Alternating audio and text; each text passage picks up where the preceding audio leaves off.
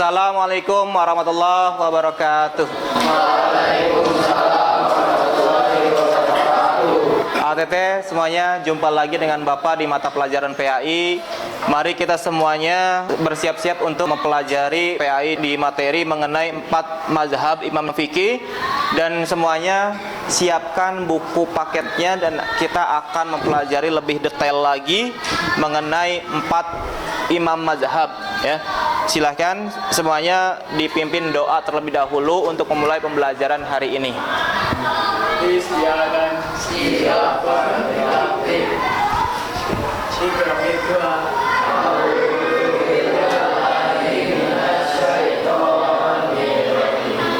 Bismillahirrahmanirrahim. Raditu billahi robba wa bil islami dina wa bi muhammadin nabiyya wa rasulah. Rabbi zidni ilman warzuqni fahman bi rahmatika ya arhamar rahimin. Oke, terima kasih ATT semuanya. Mudah-mudahan doa tersebut membuat kita diberkahi oleh Allah dan kita dimudahkan dalam mempelajari ilmu yang akan kita pelajari hari ini. Amin ya rabbal alamin. Kalian semuanya dalam keadaan sehat kan? Dalam keadaan sehat ya? Nggak ada yang nggak hadir kan? Semuanya hadir kan? Oke, alhamdulillah ya. Bapak absen terlebih dahulu. Kehadiran kalian Aldo, Fatir, Arasya, Angka, dan Arya, Fatimah Ruby, Hasan Sakib, Jauza, Kiora, dan Marwa, Fauzan, Radit, Razan, Muzaki, Rasya, Syamil, Syifa, Jihan. Nah, ada semuanya ya. Oke, alhamdulillah semuanya hadir. Mudah-mudahan pembelajaran hari ini efektif sampai selesai ya. Semuanya bisa diberikan pemahaman semuanya. Oke, ATT semuanya, ada hal yang harus kalian kerjakan, yaitu pretest ya. Jadi ujian awal atau asesmen awal terkait materi yang akan kita pelajari hari ini. Siapkan HP-nya masing-masing. Kita akan melakukan pretest seberapa jauh pemahaman kalian tentang tema yang akan kita pelajari hari ini. Dan nantinya akan diujikan kembali selesai dari pembelajaran hari ini. Oke, silakan siapkan HP-nya masing-masing terlebih dahulu. Oke, ini barcode-nya ya.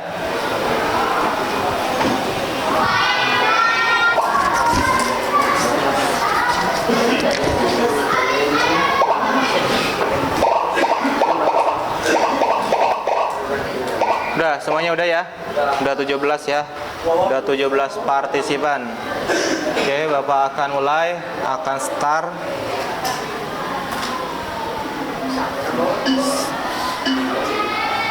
Go!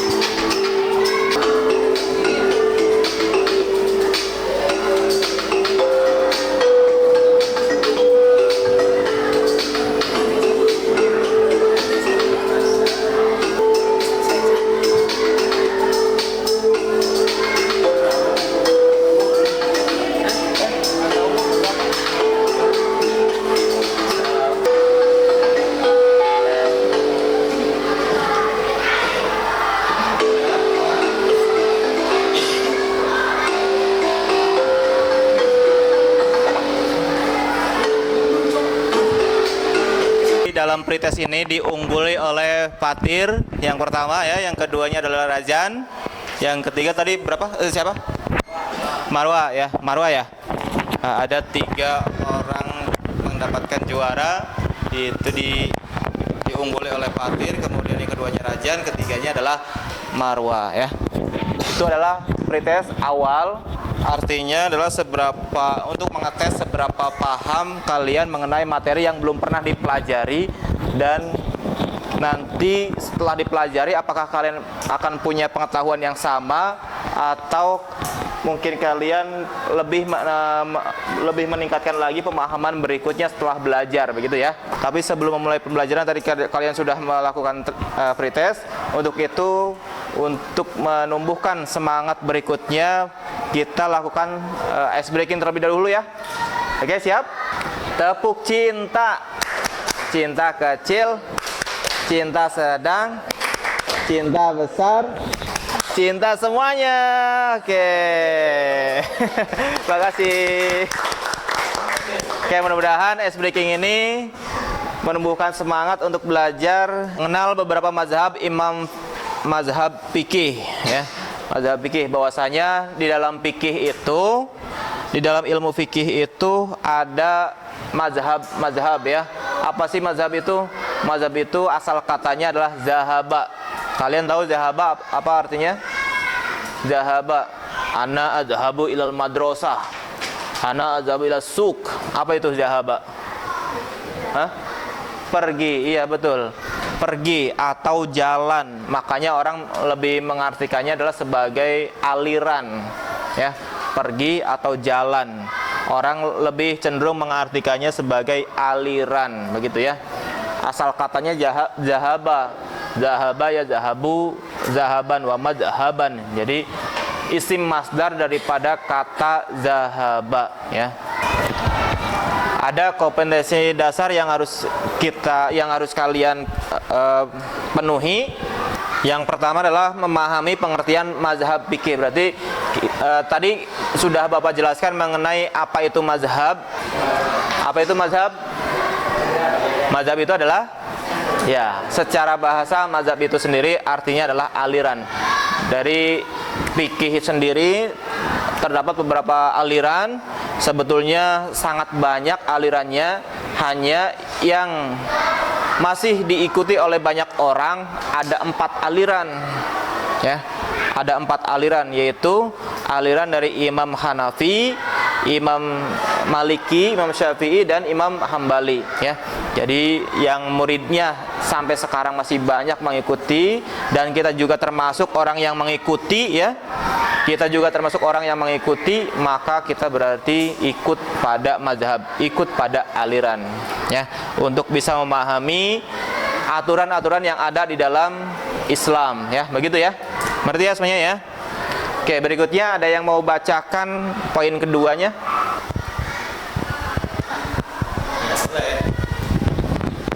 Yang kedua, menjelaskan perbedaan dan persamaan beberapa mazhab fikih. Ya. Jadi kalian juga diharuskan bisa memahami perbedaan dan persamaan beberapa mazhab dalam fikih ya. Ada persamaannya, ada perbedaannya ya. Walaupun mereka hidup di satu zaman dan mereka saling berguru, saling diskusi, saling musyawarah, saling tukar pikiran, tapi pendapatnya masing-masing punya pendapat tersendiri ya. Dan kita mempelajari ini untuk mengetahui perbedaan dan persamaan masing-masing dari mazhab tersebut, begitu ya. Kemudian yang poin 3-nya, ada juga yang mau membacakan? Boleh? Jauh. Boleh mendekat ya.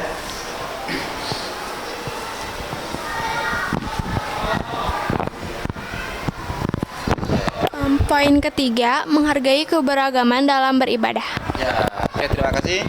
Jadi sangat diharapkan dalam pembelajaran ini kepada kalian agar bisa menghargai keberagaman dalam beribadah. Barangkali dalam satu kelas ini dalam beribadahnya ada yang berbeda ya. Bukan berbeda keyakinannya, tapi berbeda dalam pelaksanaannya. Seperti misalnya macam-macam sholat itu kan ada beberapa ya. Tentunya beberapa macam sholat itu sendiri juga berdasar. Jadi ada 3 harapan dalam pembelajaran ini. Kalian bisa memahami pengertian mazhab fikih itu sendiri, dan juga menjelaskan perbedaan dan persamaan beberapa mazhab fikih, juga menghargai keberagaman dalam beribadah. Begitu ya.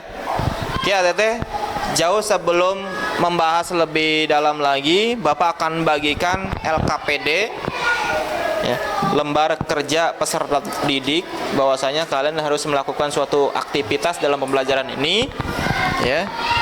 Bisa dipelajari, dilihat-lihat ya. Silakan untuk prosesnya ini.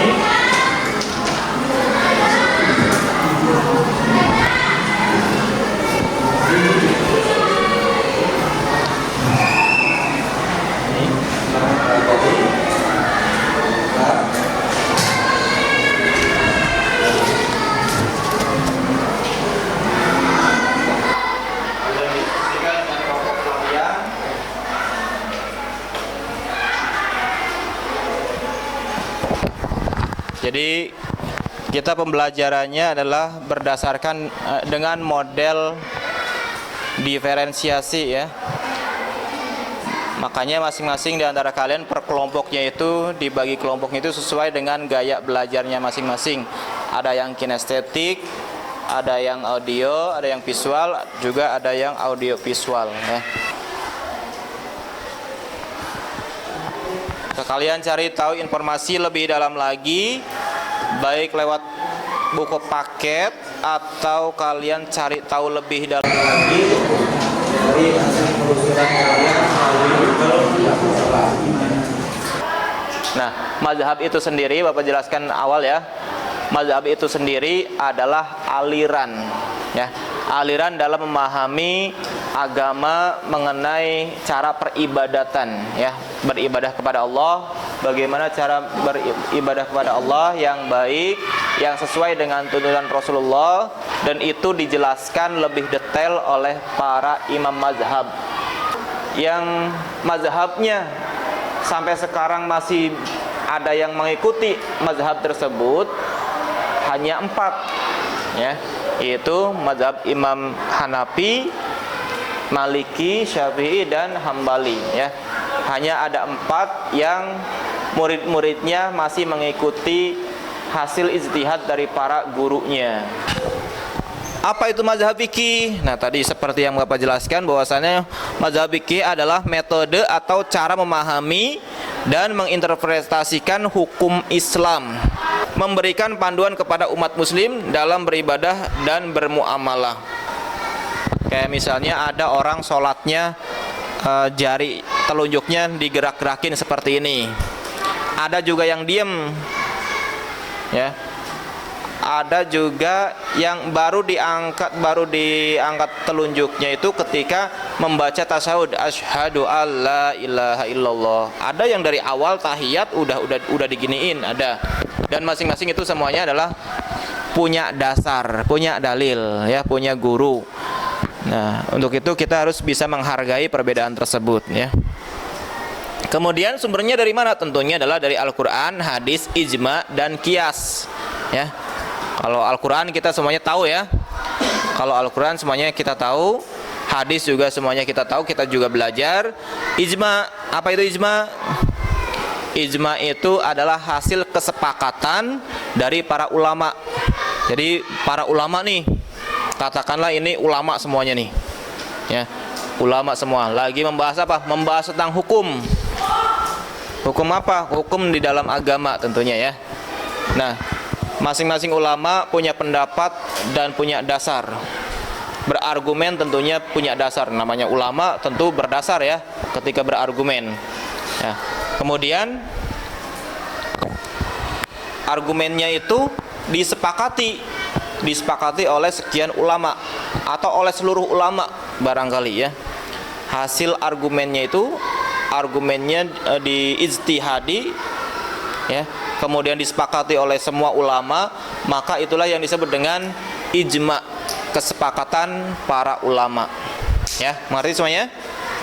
Hingga kemudian kalau hasil ijma juga belum bisa dijadikan sebagai hujjah, maka bisa dilakukan dengan qiyas ya. Apa itu qiyas? Qiyas itu adalah ibarat ya, analogi atau ibarat. Pak, jadi kalau kita berijtihad sendiri boleh enggak sih? Ada yang mau beristihad?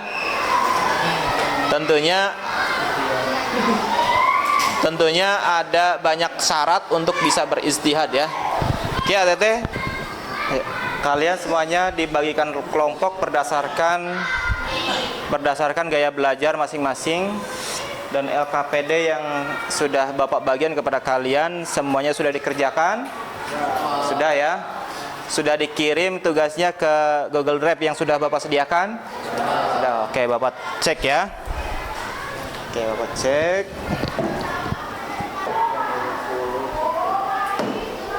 Oke, ada ya semuanya ya. Ada 3 file yang sudah terkirim di Google Drive Bapak.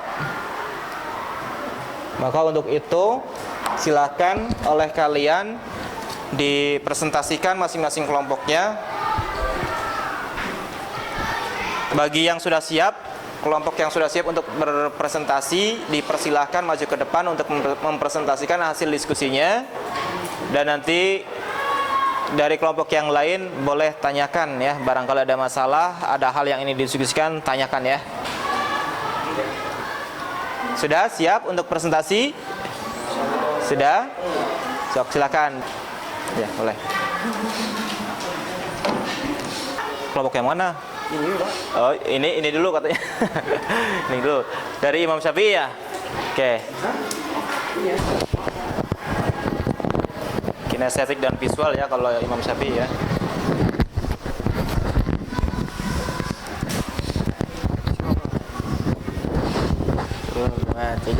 Assalamualaikum warahmatullahi wabarakatuh.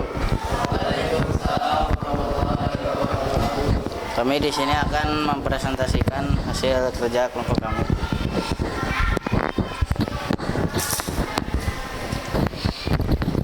Biografi Imam Syafi'i.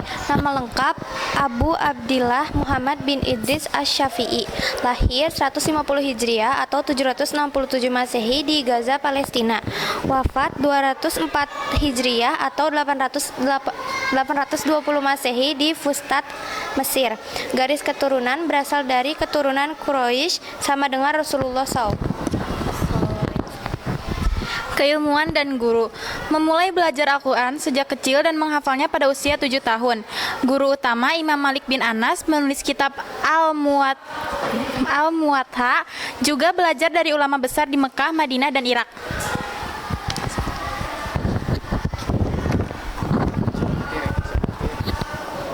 Prinsip mazhab Syafi'i. Sumber hukum Al-Quran, hadis Nabi Muhammad SAW dengan perhatian khusus dan sanad. Pada sanad. 3. Ijma, kesepakatan ulama. 4. Kias, analogi. Karakteristik mazhab, kombinasi antara rasional dan tekstual. 2. Mengutamakan dalil nakli teks Al-Quran dan hadis, namun tetap menggunakan kias bila diperlukan. 3. Metode penafsiran yang sistematis. Kontribusi utama. Pertama, kitab terkenal karya utama dalam bidang fikih. Kedua, peletak dasar ilmu ushul fikih melalui kitab Ar-Risalah. 3. Menyatukan pandangan antara mazhab Imam Malik berdasarkan amal penduduk Madinah dan mazhab Hanafi yang lebih rasional.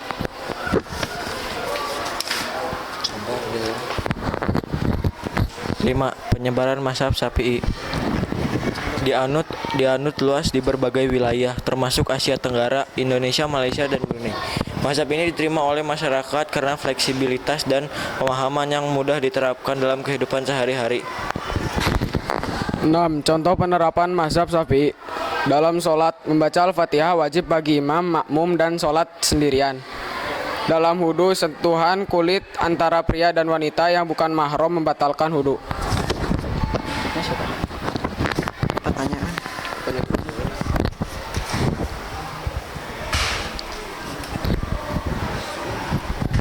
Penutup.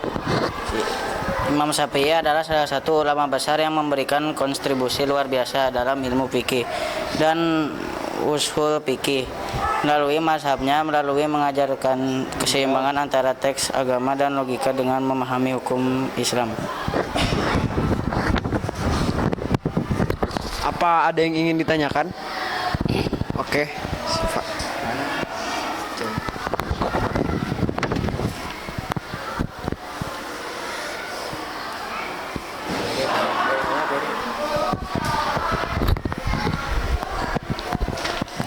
Bagaimana kitab Ar-Risalah berkontribusi dalam pengembangan ilmu usul fikih?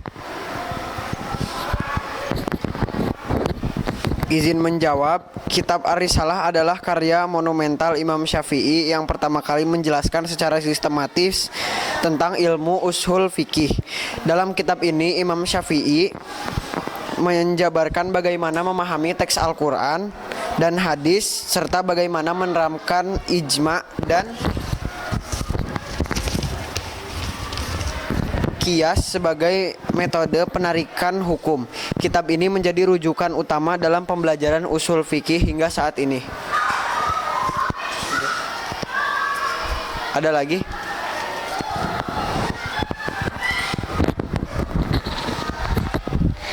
Apa perbedaan antara qiyas yang digunakan oleh Imam Syafi'i dengan metode qiyas pada Imam Abu Hanifah?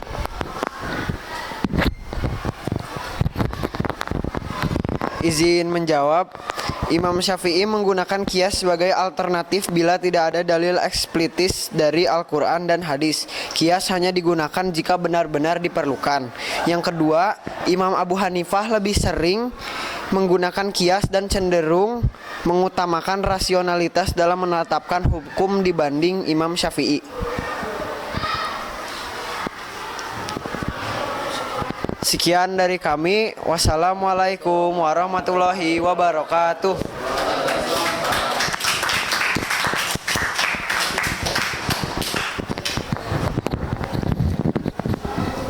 Oke, adik teh semuanya terima kasih ya atas presentasi kalian, kesediaan kalian, dan bagus cara mempresentasikannya juga menjawab dari dari pertanyaan dari kelompok lain dengan benar, dengan tepat.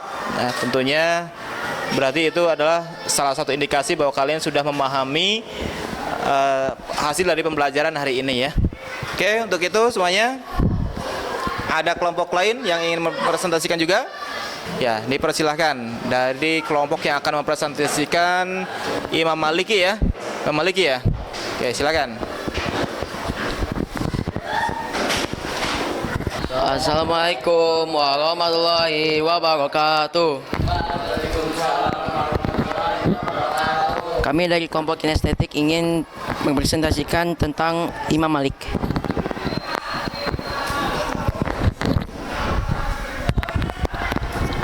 Biografi singkat Imam Malik. Imam Malik bernama lengkap Abu Abdullah Malik bin Anas bin Malik. Lahir tahun 93 Hijriah atau 711 Masehi di Madinah. Wafat tahun 179 Hijriah atau 795 Masehi di Madinah. Karya terkenalnya Al-Muwatta, kitab hadis dan fikih yang dianggap sebagai salah satu karya paling awal dalam Islam. Imam Malik terkenal sebagai ahli fikih yang sangat berpegang pada tradisi penduduk Madinah atau amal ahlul Madinah. Prinsip dan metode fikih mazhab Maliki. Sumber hukumnya ada Al-Quran, yang kedua ada hadis Nabi Muhammad SAW, yang ketiga amal ahlul Madinah, tradisi penduduk Madinah, yang keempat ada ijma, kesepakatan ulama, yang kelima ada qiyas, analogi hukum, dan yang keenam ada masalih mursalah, maslahat atau kepentingan umum. Ciri khasnya yaitu mengutamakan praktik penduduk Madinah sebagai bentuk tradisi yang dipercayai berasal dari Nabi Shallallahu Alaihi Wasallam, memanfaatkan maslahat dalam hukum untuk kebaikan utama.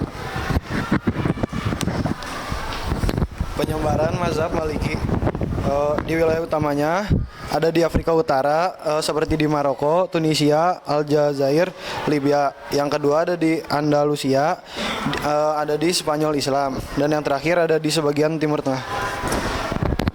Faktor penyebarannya adalah dukungan dari dinasti Abbasiyah pada masa awal dan kemudian dari dinasti Umayyah di Andalusia. Konsisten metode yang mendepankan maslahat sehingga cocok untuk masyarakat multikultural.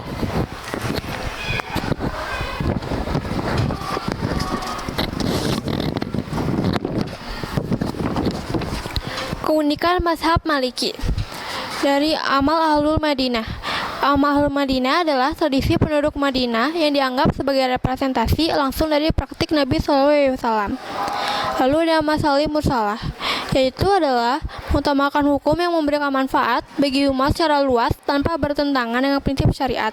Contohnya adalah dalam urusan muamalah, jika suatu kebiasaan lokal mendatangkan manfaat yang nyata, maka dapat dijadikan dasar hukum. Sebelum kami menutup, ada yang mau ditanyakan? Izin bertanya, mengapa Imam Malik sangat mengutamakan amal Ahlul Madinah sebagai sumber hukum? Apa dampaknya terhadap metode fikihnya? Saatnya masuk kembali. Anak-anak segera siap. Jawabannya, Imam Malik mengutamakan amal Ahlul Madinah karena beliau meyakini bahwa tradisi penduduk Madinah merupakan warisan langsung dari Nabi Muhammad SAW yang hidup dan mempraktikkan ajaran Islam di Madinah. Dampaknya, metode fikih mazhab Maliki sangat menghargai tradisi lokal yang tidak bertentangan dengan syariat dan memberikan fleksibilitas dalam penegakan hukum.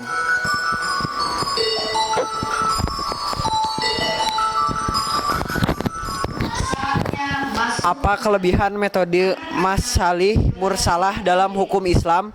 Berikan contoh penerapannya. Terima kasih. Jawabannya, kelebihan metode masalih mursalah adalah mampu memberikan solusi hukum yang relevan dan maslahat bagi umat tanpa keluar dari prinsip syariat Islam. Contohnya adalah pembangunan fasilitas umum seperti rumah sakit atau sekolah yang tidak dalil spesifiknya tetapi jelas mendatangkan manfaat bagi umat. Sekian dari kelompok kami. Wassalamualaikum warahmatullahi wabarakatuh.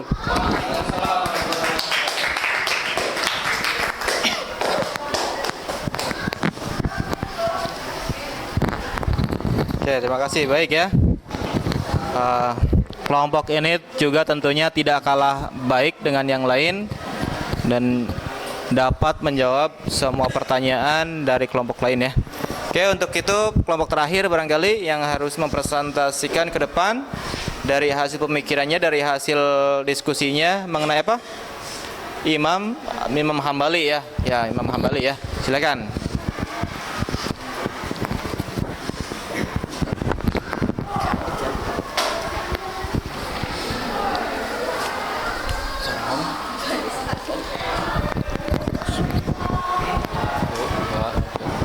Assalamualaikum warahmatullahi wabarakatuh. Sini kami akan mempresentasikan mengenai Imam Hanbali. Biografi Imam Ahmad bin Hanbal.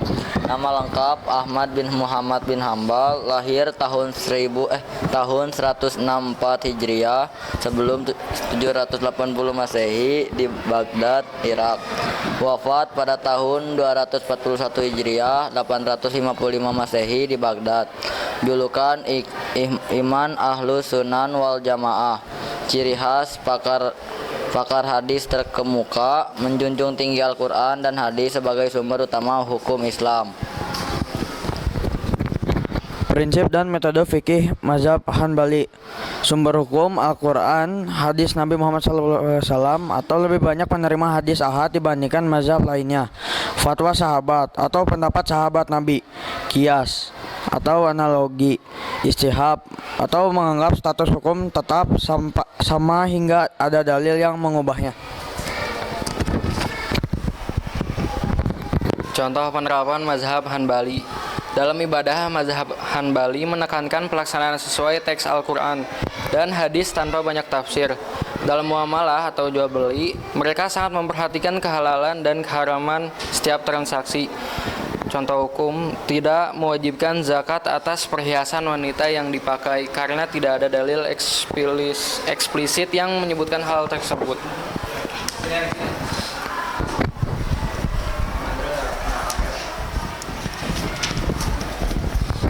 Penyebaran mazhab Hanbali. Mazhab ini banyak dianut di wilayah 1. Saudi Arabia. Yang kedua, beberapa negara Teluk seperti Qatar. Faktor penyebarannya adalah karena pertama, dukungan dari ulama-ulama besar di Arab. Yang kedua adalah karena pengaruh kerajaan Saudi yang menjadikan mazhab Hanbali sebagai rujukan utama. Cukup sekian dari kami. Sebelum kami tutup, ada yang ingin ditanyakan? Boleh?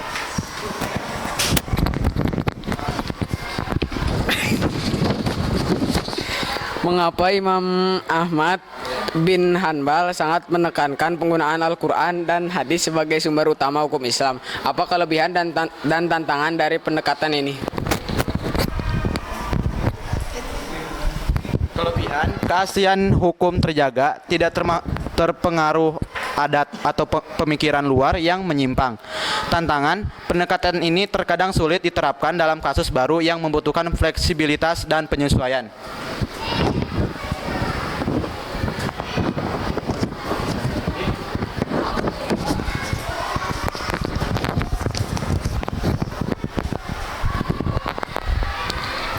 Bagaimana penerapan metode istihab dalam mazhab Hanbali? Berikan contohnya. Istihab adalah mempertahankan status hukum yang sudah ada. Istihab adalah mempertahankan status hukum yang sudah ada sampai ada dalil yang mengubahnya. Contoh, jika seseorang yakin sudah berwudu, lalu ragu apakah wudunya batal atau tidak, maka status hukumnya tetap dianggap memiliki wudu karena tidak ada dalil pasti bahwa wudunya batal.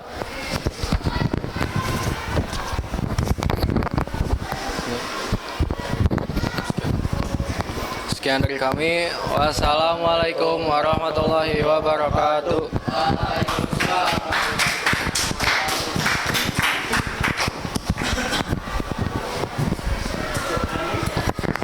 Oke, Teteh semuanya terima kasih ya. Nah, ini tentunya adalah esensi dari pembelajaran kita hari ini, bahwasanya kalian mencari materi dengan sendirinya dan difasilitasi dengan keberadaan kelas ini tentunya ya. Nah, di sini juga ada Bapak sebagai pembimbingnya tentunya agar kalian tidak mendapatkan materi yang salah, tidak mendapat materi yang menyesatkan. Untuk itu semuanya terima kasih atas partisipasinya dalam kegiatan belajar mengajar dengan diferensiasi based learning ya, bahwasanya kalian dikelompokkan berdasarkan gaya belajar masing-masing, mencari materi berdasarkan sesuai dengan apa yang menjadi gaya belajar kalian itu sendiri ya. Nah, ATT semuanya bisa dipahami ya. Sampai di sini barangkali ada pertanyaan lain? Ada pertanyaan lain? Cukup? Apa misalnya kalian mau bertanya mengenai taklid? Kenapa kita harus bertaklid? Apakah apa yang disebut dengan taklid itu sendiri? Taklid itu sendiri artinya adalah mengikuti ya, mengikuti ya. Mengikuti siapa? Mengikuti orang yang tahu ya. Kita bertaklid enggak kita? Ya, tentunya kita adalah bertaklid. Yang penting jangan taklid buta ya. Jangan taklid buta. Ada dua jenis taklid ya. Taklid yang mengetahui dan taklid yang buta. Kalau taklid yang mengetahui tentunya adalah setiap amalan yang dikerjakannya dia tahu dalilnya, dia tahu dasarnya ya. Tetapi kalau yang taklid buta, dia beramal tanpa berdasar ya. Beramal tanpa berguru, beramal tanpa bimbingan ya, maka dia yang disebut dengan taklid buta. Dia hanya ikut-ikutan saja tanpa tahu apa dasarnya, begitu ya. Itu yang dimaksud dengan taklid. Makanya kita perlu berguru ya. Oke, hati-hati semuanya. Barangkali itu ya pembelajaran kita hari ini. Kalau tidak ada pertanyaan, ada yang mau menyimpulkan dari hasil pembelajaran hari ini? Andra? Menyimpulkan dari hasil pembelajaran hari ini? Silakan mewakili teman-temannya yang lain. Saya menyimpulkan bahwa sesungguhnya walaupun Quran dan hadis itu sudah sempurna dari awalnya, tapi perlu dipahami bahwa Islam tidak hanya berdasarkan ibadah ataupun lainnya, tetapi juga seluruh nilai-nilai dalamnya, maupun itu niat, tata cara maupun yang lain sebagainya. Oke, terima kasih Andra ya semuanya. Tepuk tangan.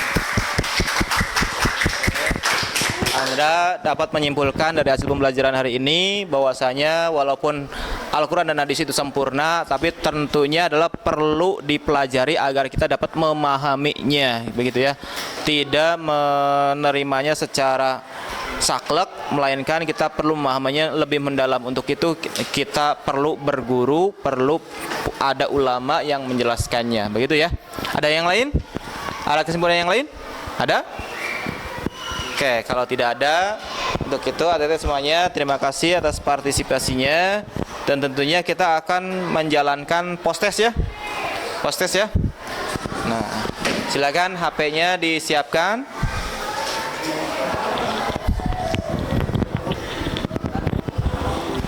Oke, silakan. Post-testnya dijalankan lagi.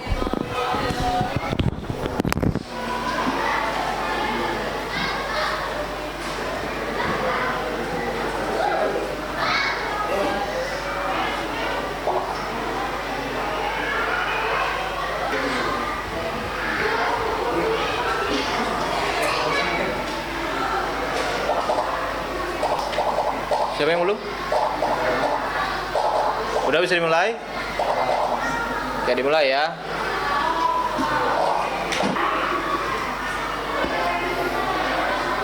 Go.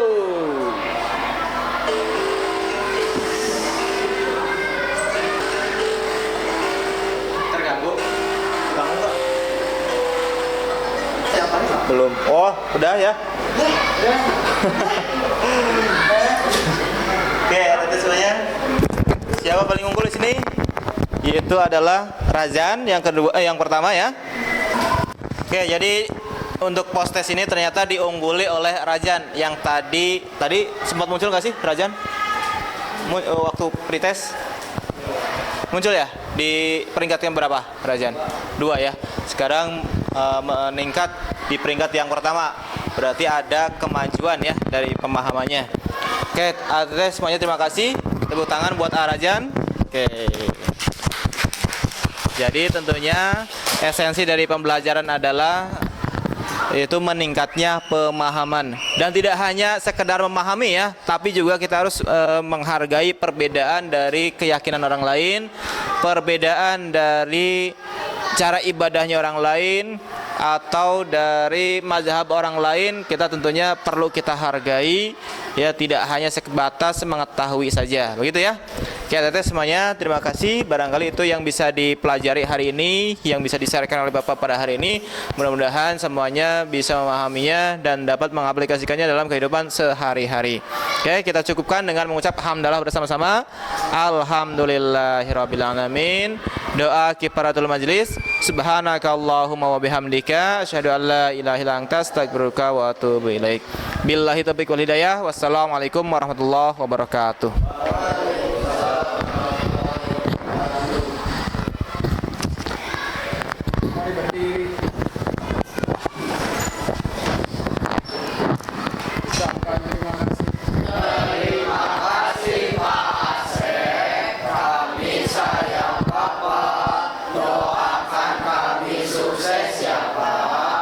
Amin. Bapak juga sayang sama kalian. Semoga kalian semuanya sukses dunia dan akhirat. Amin.